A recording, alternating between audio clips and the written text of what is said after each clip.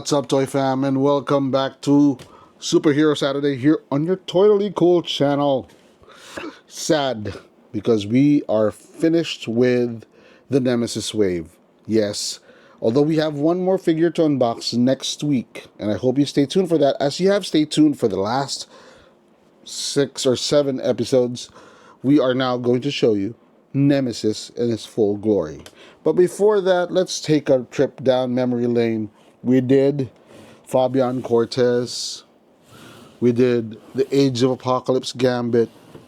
These were the 2 legs of Nemesis. This is Marvel's Husk, or Paige Guthrie. She was the number 5, the torso of Nemesis. Set to his side, we have Marvel Legends Marrow, the Morlock, and she was the left arm of Nemesis. And then we did X Factor Cyclops with the right arm of Nemesis. And then finally, last week, we did the amazing Nightcrawler, who brought to us the head of Nemesis. So let's take a trip down memory lane, how we were able to build Nemesis. Roll video.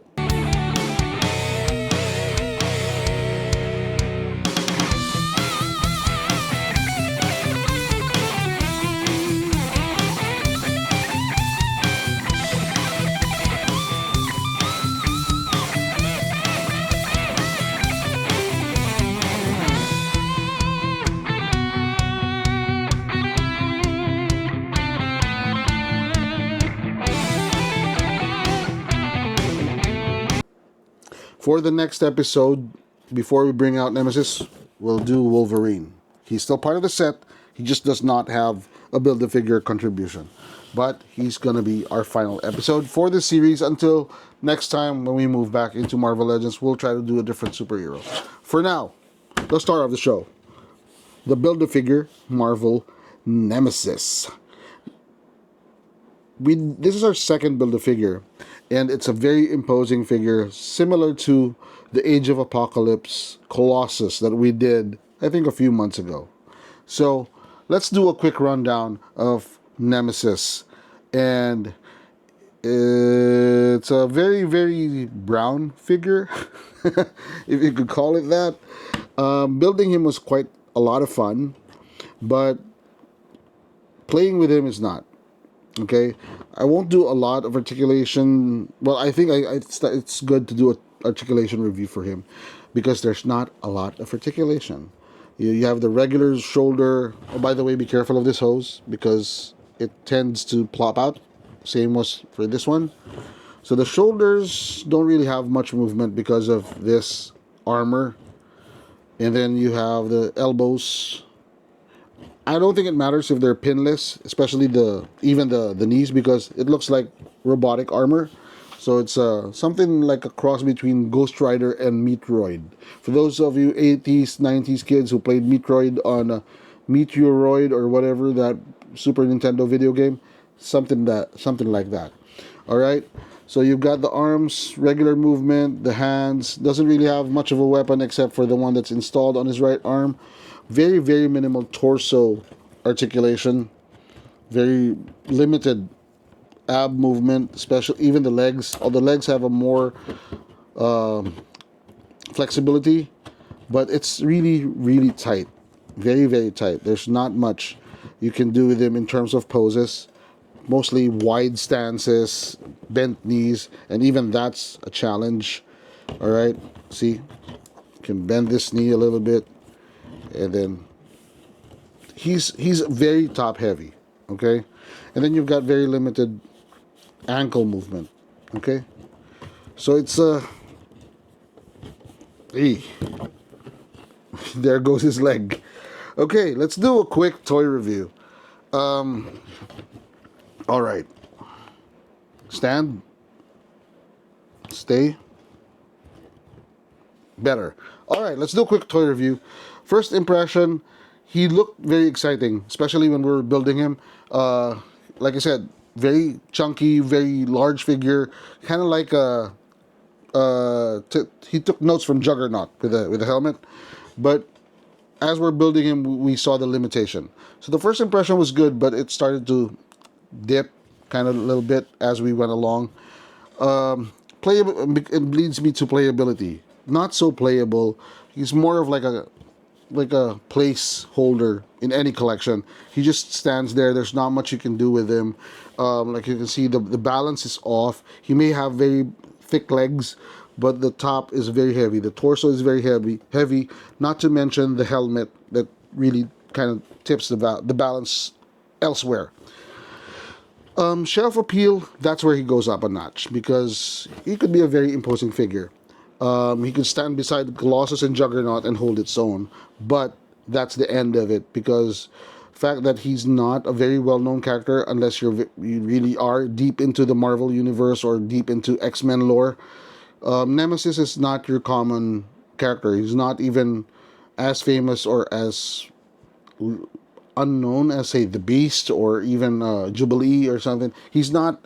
I don't think he's. If you rank X-Men characters from 1 to 5, 1 being the most known and 5 being the most unknown, he's probably somewhere within 4.5, maybe even 5. So, yes, he looks good on any shelf, but it's always going to bring a question from the random collector. Who's that guy again? All right. But price point, he's free. He's a free figure. Okay. So he's really way up there. He's a free figure. So no complaints right there. There's no complaining because he came with all of these fantastic figures in the set. Let's do a final toy review, and let's make it a quick one because I don't want to cry over such a, well, aesthetically good-looking character or a good-looking toy, but, you know, after the aesthetics, not much. Is he not cool? Is he cool? Is he totally cool? Let me know what you think. Put it in the comment box. 5, 4, 3, 2, 1. I think he's not cool. I'm sorry, guys. I know build a figure. That's why you're building a figure. You're building the excitement. You're supposed to be building on something. It's just build a disappointment for me. Okay, it's a robot. It's got its spine. It's really, you know, it's a mix between a robot and a skeleton. There's so much you could have done with him. There's so many things that could have been done on the articulation level, but maybe because of the character's not really that exciting too. That's why the figure came out a little bit flat, a little bit bland, a little bit boring. Is that the term that I'm looking for? Yes, that's the term I'm looking for. It's quite boring.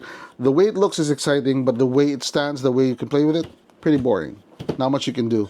You know, maybe he can stand and have Colossus or Juggernaut hit him, but then that's really not much fun. So that ends this toy review. Remember, next week we're still going to open Wolverine, so that's part of the series. But thank you for watching until the end of this video, and thank you for making it through the end, almost the end of this series. Hope to see you until the end next week.